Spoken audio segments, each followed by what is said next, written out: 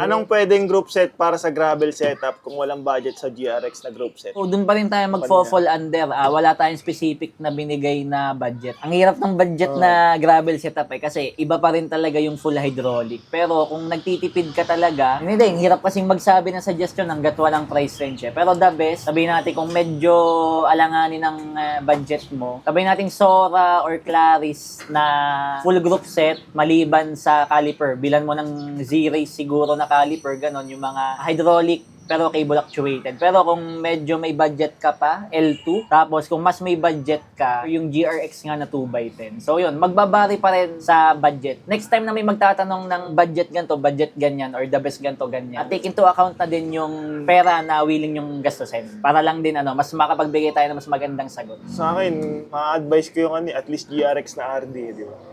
Ano? Hindi, GRX pa rin talaga sa totoo lang. Kasi sa proper gravel mo gagamitin, tapos naka-road na RD ka. Di ba may experience ka na doon?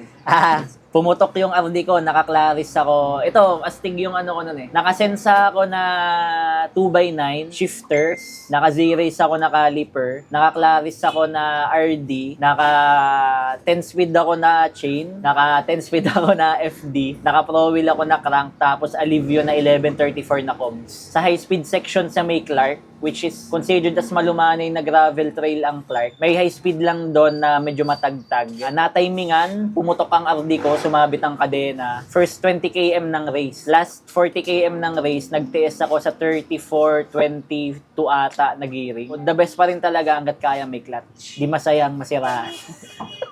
For gravel or MTB setup, worth it ba ang carbon rigid fork compared sa alloy rigid fork? Sa panahon ngayon, tsaka sa mga nakikita kong products ngayon, always mas worth it na ang carbon. Unless strict ang budget mo, go for alloy na na medyo entry level. Pero kung medyo may pera ka, go for carbon kasi yung gaan, yung compliance, tsaka kung na-set up mo naman ng tama, sobrang reliable din niya. Kasi madami na rin ng experience sa ganyan. Carbon yung marirecommend ko kasi totoo naman yung nila. Totoo yung warranty nila. Pero magaganda rin, OGF kin, mga Tosik, ganon. Basta na-set up ng maayos Tapos hindi lemon unit, walang problema. Mas maganda mas recommended ko. Hanggat kaya ng budget, go for carbon.